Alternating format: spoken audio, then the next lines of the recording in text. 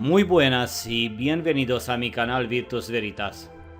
¿Qué sucedió en el pasado y por qué tan secreto que requiere engañar a generaciones de habitantes del planeta Tierra? Sobre la base de múltiples casos de evidencia circunstancial presentada en los videos anteriores, parece que en el pasado reciente se produjo un gran evento catastrófico. Podría haber puesto a nuestro planeta en la edad oscura y provisto para el estilo de vida post-apocalíptico.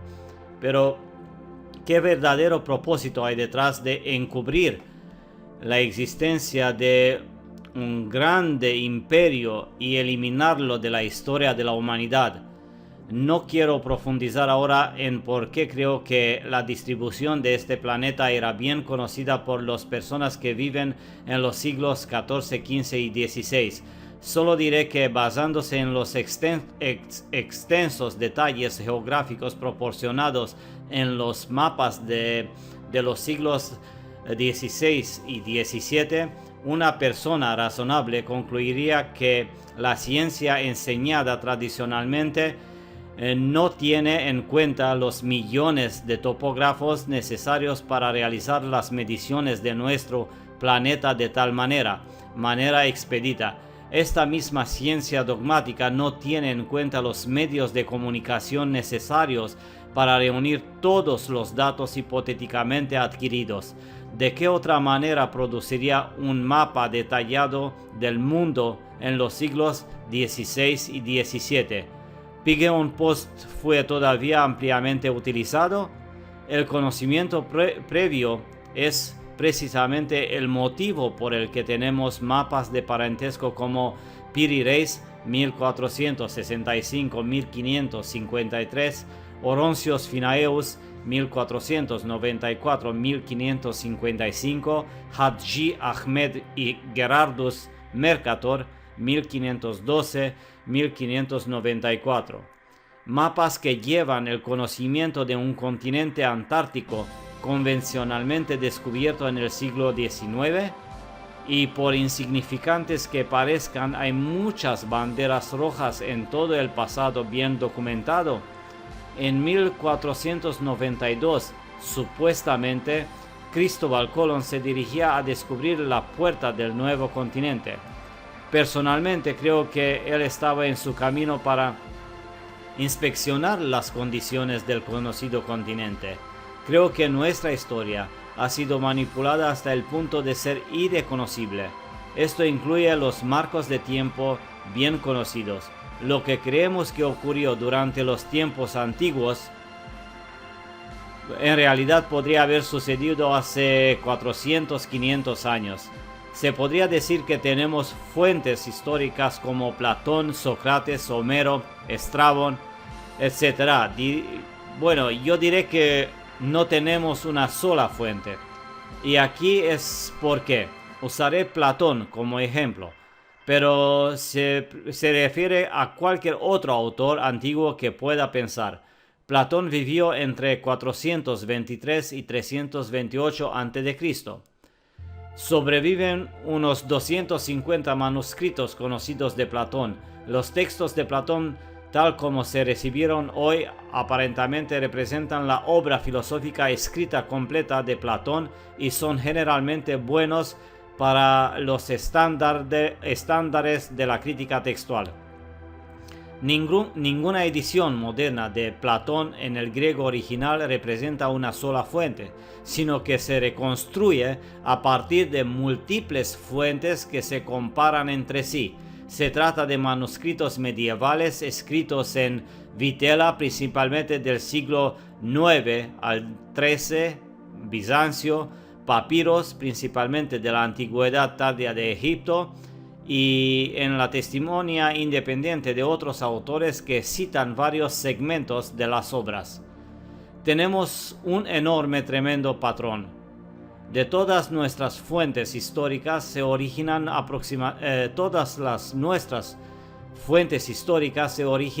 aproximadamente en los siglos IX-XVIII. Ninguno de los originales sobrevivió.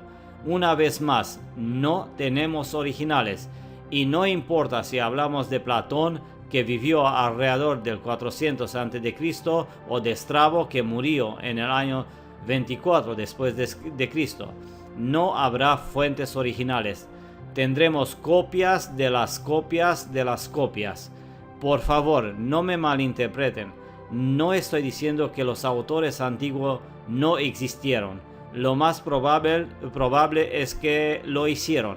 Sin embargo, debemos preguntar qué se editó y qué no se editó en sus textos. En el caso de Platón tenemos un vacío de 1500 años, durante el cual hubo muchas guerras y muchos vencedores. ¿Y qué hechos históricos se agregaron a estos textos antiguos, o qué hechos verdaderos fueron sacados? ¿Necesitas un ejemplo un tanto reciente? Aquí lo tenemos. Basta con mirar la historia del Imperio Ruso, formado por historiadores alemanes Müller, Schlösser y Bayer, y no importa lo difícil que sea, un verdadero erudito ruso como Lomonosov, que luchó por la preservación de la auténtica historia rusa, historia que fue totalmente reescrita de esos historiadores alemanes Müller, Schlösser y Bayer. Pues bueno, quiero preguntarte si recuerdas de todas esas quemas de libros que había en la antigüedad. Libros de Nalanda y Herética, códices mayas y manuscritos de Tombuctú, Biblioteca del Congreso de los Estados Unidos, la Biblioteca Privada de Thomas Jefferson, Biblioteca de Alejandría, etcétera, etcétera. ¿Qué contenían esos textos realmente? En este caso estamos específicamente interesados en las quemas de libros realizadas por la Santa Inquisición. Casualmente, antes de 1100, la Iglesia Católica suprimió lo que creían que era una herejía. ¿Qué es una herejía? La herejía es una creencia o teoría que discrepa con la creencia o costumbres establecidas, en particular la creencia aceptadas de una iglesia u organización religiosa. Si recuerdas, la ciencia y la religión en aquel tiempo no eran las mejores amigas en aquel entonces. Marco de tiempo de la Inquisición que incorpora la Inquisición española pre-1100 hasta 1834. Una pregunta: ¿por qué tenemos tantas fuentes de manuscritos apareciendo dentro de este marco de tiempo? Hubo muchos, pero muchos herejes que fueron asesinados o quemados en la hoguera. ¿Para qué herejías se quemaron? La versión dogmática que conocemos ya es la oficial, pero mi teoría: esos herejes eran eruditos e individuos altamente educados de la época. Estos herejes estaban haciendo todo lo posible para preservar el legado de la civilización preapocalíptica. Incorporaba las copias de los textos que debían destruirse, así como la recreación de algunos de otros textos destruidos y de la memoria. Los textos científicos fueron los más afectados. Los que sobrevivieron nos hacen preguntas similares a que ¿cómo pudieron resolver esto hace 3000 años que hoy en día no podemos? A los textos de propósito general les fue mucho mejor. Aquí debemos tener en cuenta una pregunta: ¿por qué se nos ocultó nuestra verdadera historia? La respuesta, por supuesto, no sabemos. Pero suponiendo que hubiera una razón para esconderse, incluida una historia y conocimiento preapocalíptico reciente, ¿qué harían los estudiosos para preservarla? Creo que se extenderían la mayor cantidad posible de eventos semiactuales dentro de los textos antiguos. Ahora vamos a ver lo que está escrito en una obra de Platón específicamente en la obra Timeos y Critias. Ahí encontramos un texto que dice: pero luego ocurrieron violentos terremotos e inundaciones, y en un solo día y noche de infortunio todos sus hombres guerreros en un cuerpo se hundieron en la tierra, y la isla de la Atlántida de la misma manera desapareció en las profundidades del mar. Por eso el mar en esas partes es intransitable e impenetrable, porque hay un banco de helado en el camino, y esto fue causado por el hundimiento de la isla. Mientras el mundo entero ha estado buscando Atlantis, creo que su verdadero significado incorpora a todo el planeta Tierra. También reconozco que Atlantis fue una inyección en los siglos XIII y XIV en los textos de Platón con el propósito de preservar la información. Así que me he estado preguntando qué pasó con Tartaria y cuándo. Me doy cuenta de que este es un tema enorme y muy confuso, pero podemos buscar la verdad. Históricamente nos lo han dicho, la línea del tiempo principal viene a lo largo del siglo XIV. Este fue el contexto original, un engaño fabricado que se repitió varias veces en los siguientes siglos. La razón principal que veo no es en los tiempos contemporáneos de esos eventos, sino después de la iluminación, después del movimiento de ilustración, de enciclopedias francesas, de la escritura de la historia. Una razón para ocultar el conocimiento del clima y las consecuencias de eso para la gente común. Si investigamos este tema correctamente, encontramos una extraordinaria correlación entre los arrebatos de plagas y los eventos de hambruna. Hambrunas en Europa, en Asia y en todo el mundo, entre 1328 y 1375. Entonces, desde 1328 hasta 1375 hubo una gran hambruna prolongada que se extendió sobre Europa y Asia. Me parece interesante. Nunca se nos dice que la hambruna fue mundial, porque nos enseñan la historia de estos países individualmente.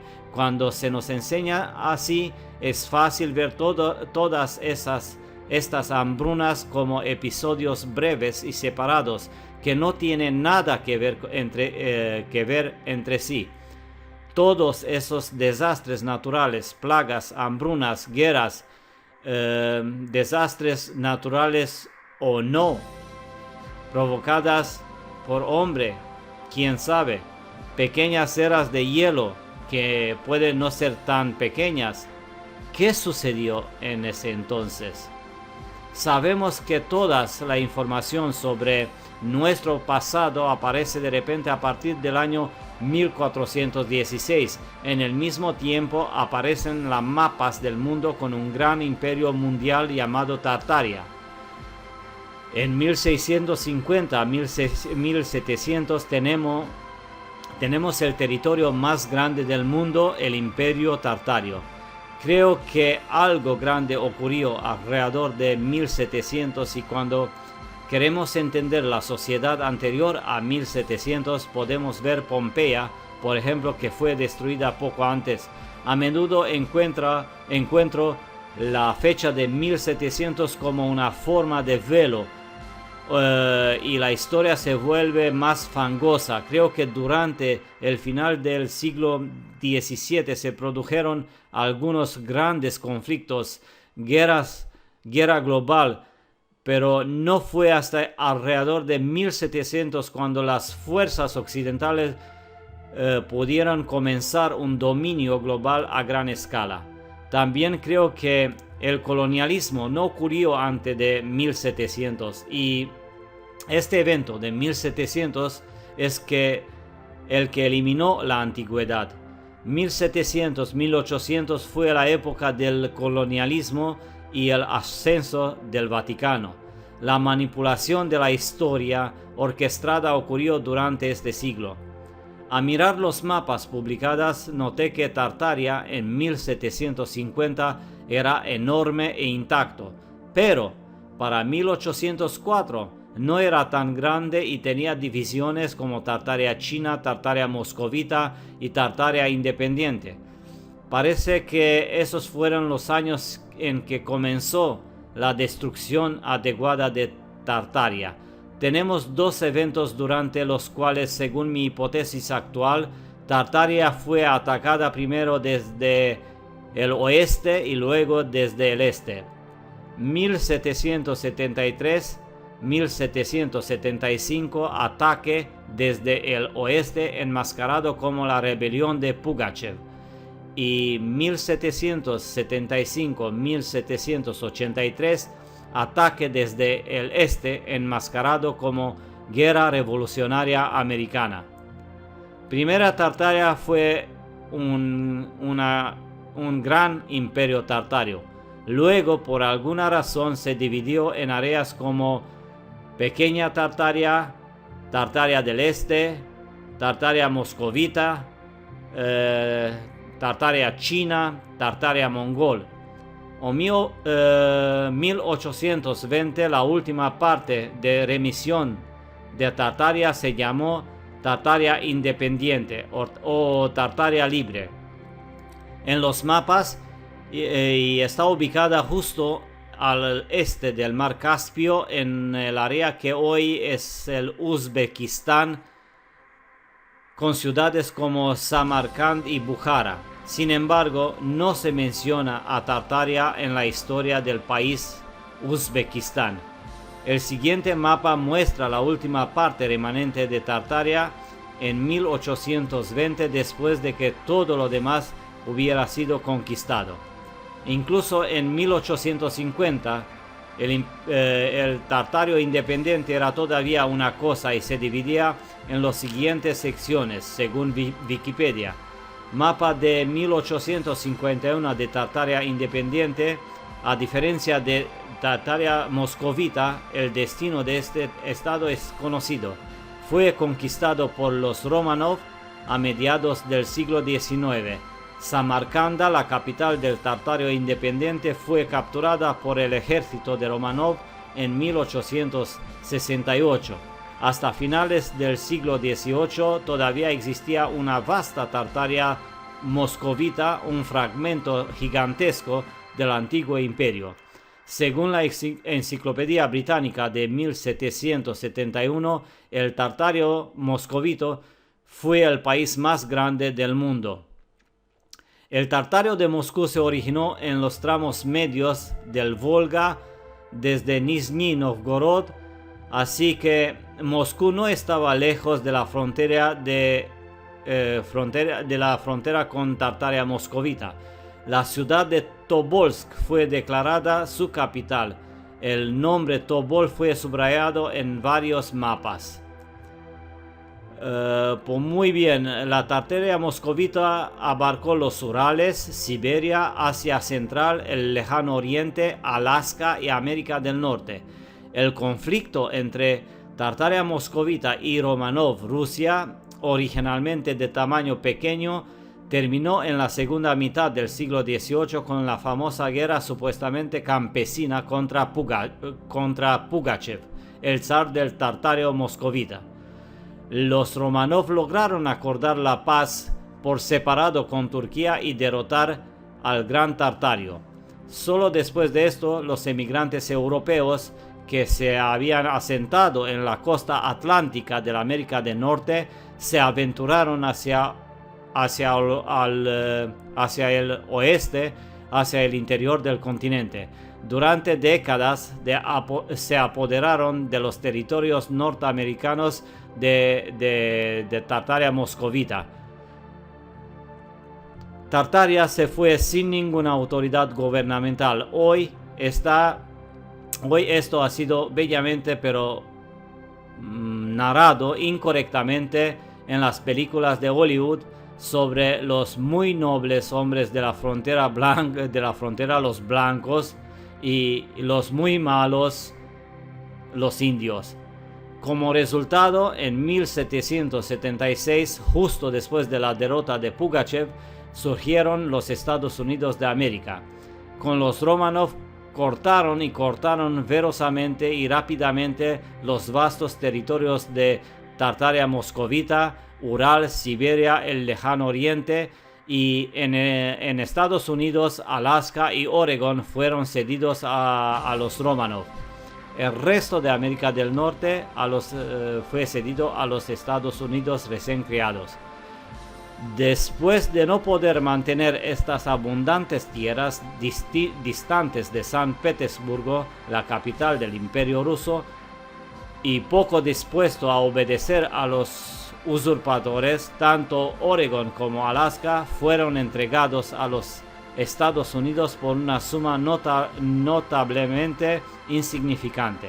El hecho mismo de la existencia del Tartario de Moscú hasta finales del siglo XVIII y la división de sus vastos territorios entre los conquistadores se eliminó de los libros de textos de historia tanto en el Viejo como en el Nuevo Mundo.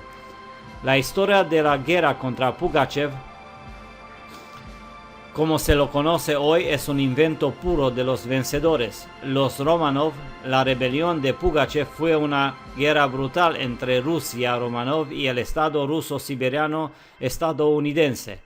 Este reino conservó las antiguas costumbres tartario y tenía su propio Khan, su propio zar, con su capital en Tobolsk. El zar siberiano o el zar tartariano era hostil hacia los Romanov, considerándolos como gobernantes ilegítimos de la parte occidental de Rusia.